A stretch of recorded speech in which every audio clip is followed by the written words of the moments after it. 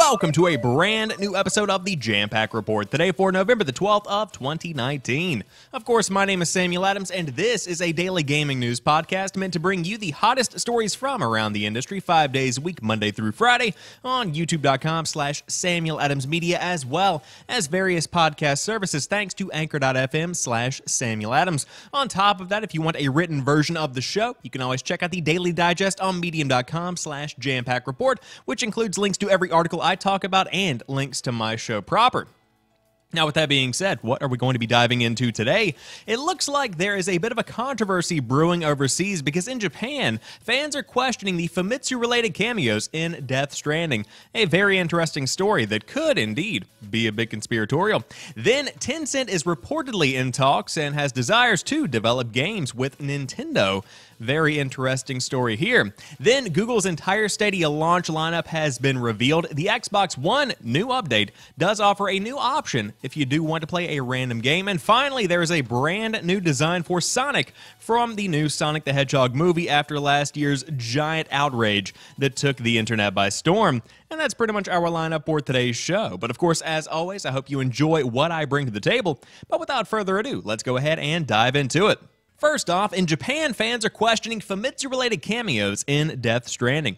Online in Japan, fans are wondering why the mascot character and the official rep for the country's biggest game magazine, Famitsu, appear in Death Stranding. Famitsu recently gave the game a perfect score, only 1 of 26 to get the coveted 40 out of 40 in the publication's history. A thread on 2CH, the country's biggest bulletin board, pointed out these Famitsu-related appearances. The news is being widely covered by Japan's biggest game blogs like Kojima Productions and My Game News Flash. I guess the cameos are supposed to be Easter eggs, but things become murky because Famitsu also reviewed the game. The above image appeared on 2CH, showing Hirokazu Hamamura in-game, as well as his name in the closing credits as a special appearance. Hamamura used to be Famitsu's editor-in-chief, but now he is the president of the magazine's publisher, Enterbrain. As of writing, Hamamura's official Twitter account lists him as Famitsu Group Representative.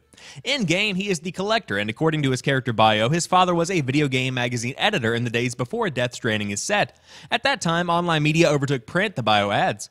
Like the vast majority of the dialogue in-game, the collector flatters Sam. However, according to 2CH, Hamamura's Japanese subtitle reads something along the lines of, "You'll surely get in the Hall of Fame." High-scoring games in Famitsu are tagged with, of course, this tag, which is in a different language, which basically means Hall of Fame entrant or Hall of Famer. This specific Japanese subtitle can be seen in the above image. In English, the added green Japanese text reads, "Since before Death Stranding went on sale, it will surely get in the Hall of Fame." Below is the previously mentioned subtitle. Kotaku, however, has yet to confirm this specific line in-game firsthand. Even though Hamamura is now an executive, when game fans in Japan see him, they think of Famitsu. This is why he is the Famitsu Group's designated rep. The publication's official mascot character, Neki the Fox, is also in the game.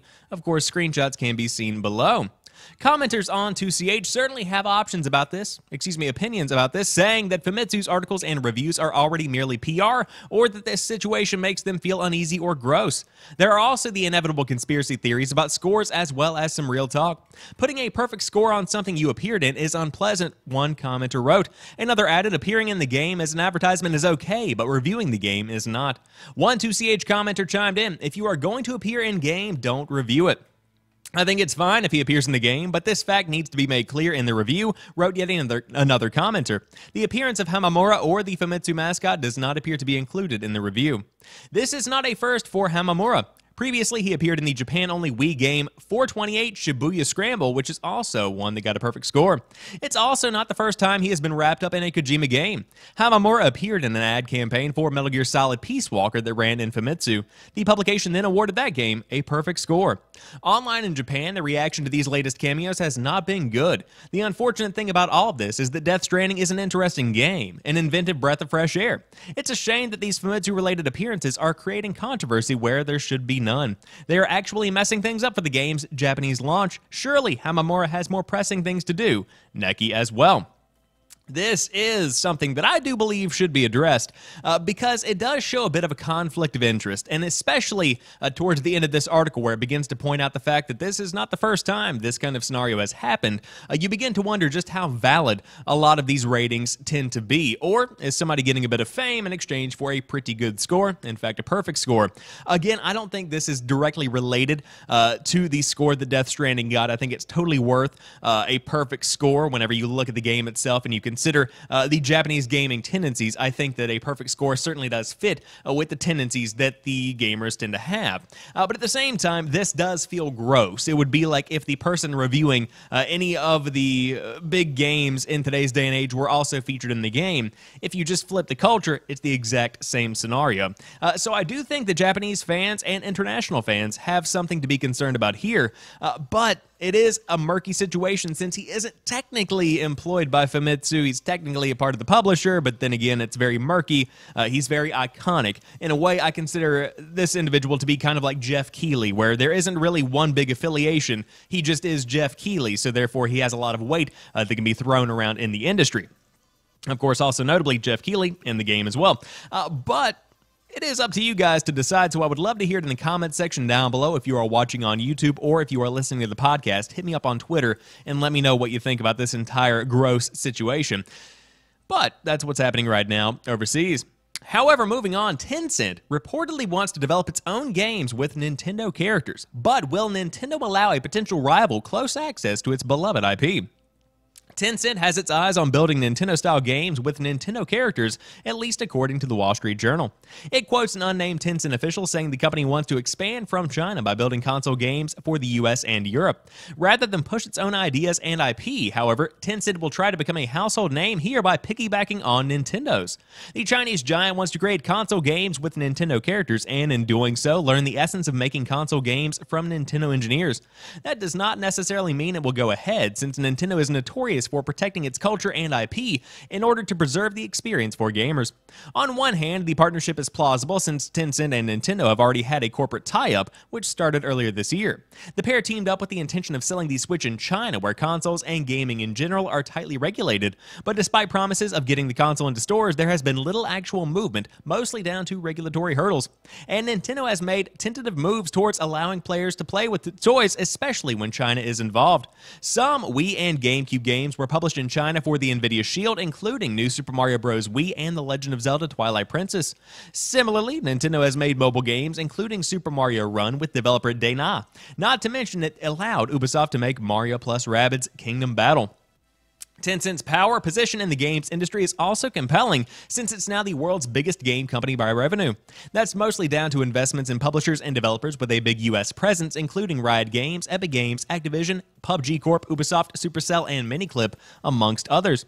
But there could also be plenty of reasons why Tencent's hopes are going to be dashed, especially since Nintendo is not likely to allow a potential competitor to learn its secret sauce. And Tencent's own games are geared towards the Chinese audience, which mostly uses PCs or phones rather than consoles. Those titles too are often excuses to shake down users for their cash. After all, the Wall Street Journal quotes another official saying that Tencent won't port Nintendo games for China because Nintendo games are not constructed to make people pay a lot of money. And that, my friends, is a direct quote. And so this is a dicey situation yet again, because Tencent is a global superpower. Let's not mince words here. They are a global dominant force in 2019. And considering the collaboration that's going on right now between Nintendo and Tencent, I think there is a potential for a deal like this to potentially come to fruition. It would make sense considering the two companies are already working side by side to some degree. So once that ice has been broken, it's pretty much a little segue into what else could be coming down the line. If you guys are familiar with the show American Pickers, these two gentlemen tend to go around the United States buying random junk from people's backyards and then flipping them because antiques are worth a lot of money. To make these people feel comfortable with doing some dealing, they will buy something that they might not necessarily want or that they might just pay a little bit extra for in order to get access to this individual's trust, and therefore they can buy more of their stuff. That's a similar kind of situation that we could see here between Tencent and Nintendo. What I'm saying is Nintendo is the equivalent of the American Pickers. But all of that to the side, definitely interesting to even think about Tencent releasing a Nintendo game. And in a world where we do have mobile games from Nintendo that definitely do cater to those that are willing to spend more money, it's not necessarily out of the realm of possibility that they could partner with Tencent to make cash off of their biggest IP. That would not shock me in the slightest in 2019 with the current state of things. But we will have to wait and see what exactly happens. You could be seeing Tencent get into the Nintendo game. However, one thing that's not going to be getting any Nintendo games is Google Stadia, and it's launching with 12 games in just a few days. Did you know it was coming out? Because no one else does either.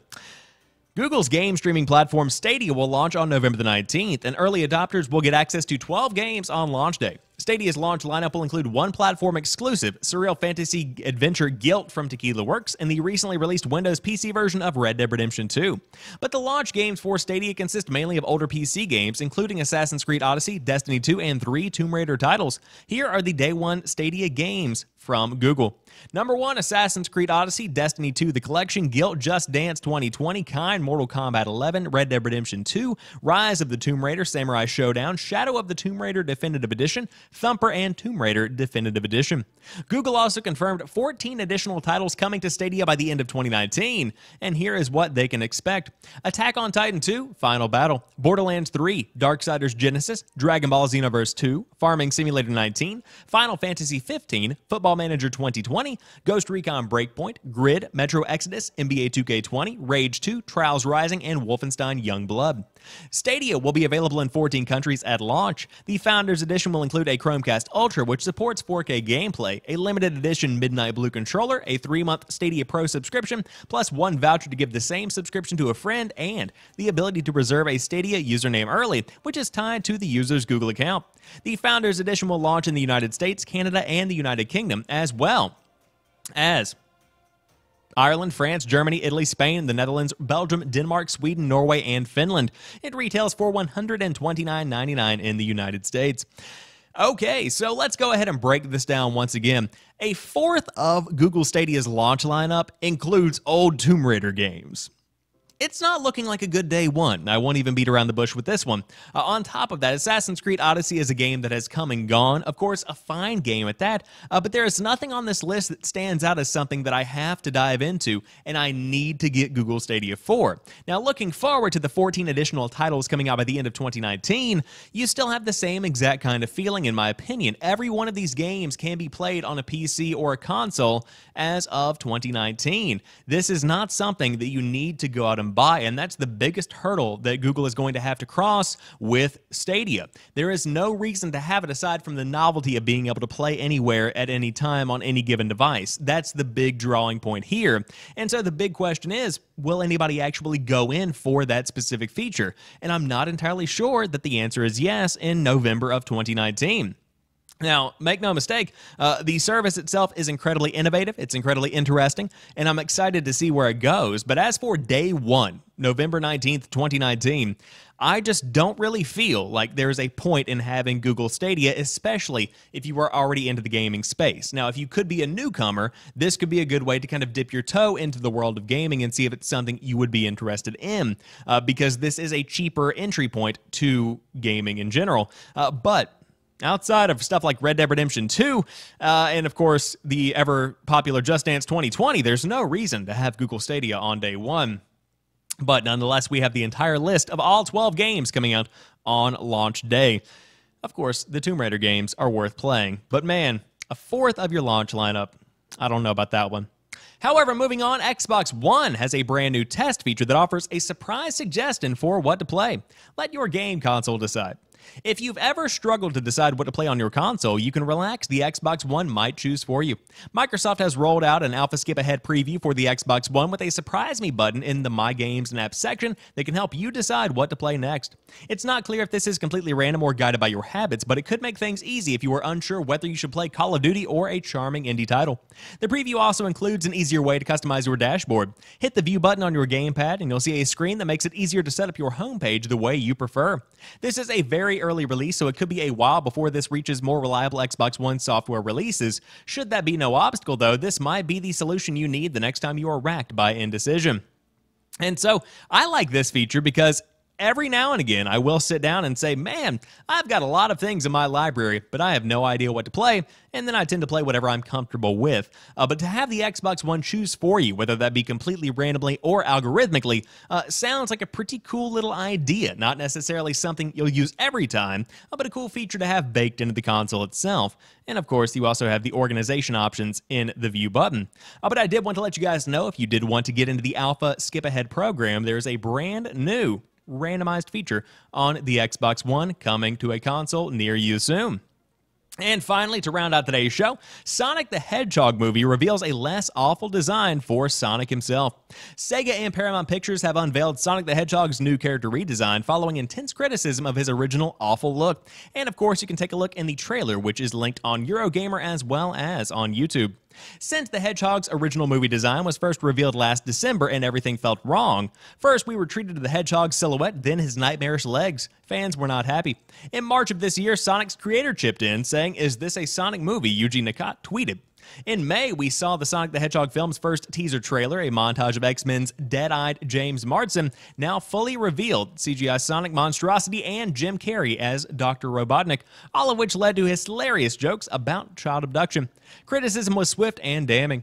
The message is loud and clear, Sonic's movie director Jeff Fowler admitted a few days later, promising changes would be made. The film's delay from this month to February 2020 was announced shortly thereafter. Sonic the Hedgehog will launch on Valentine's Day, the 14th of February of 2020. If you were looking for a hot date to have on the night of course, Valentine's Day. So here is the brand new Sonic the Hedgehog. This is a trailer courtesy of Eurogamer, and of course, as I said, can be found on YouTube. This is worlds better, times better. Very impressive overall to see the redesign in action. Now, of course, for those that aren't familiar with the original design, it was very jarring because Sonic looked way too humanoid. He had very, very muscular legs, didn't look cartoonish whatsoever.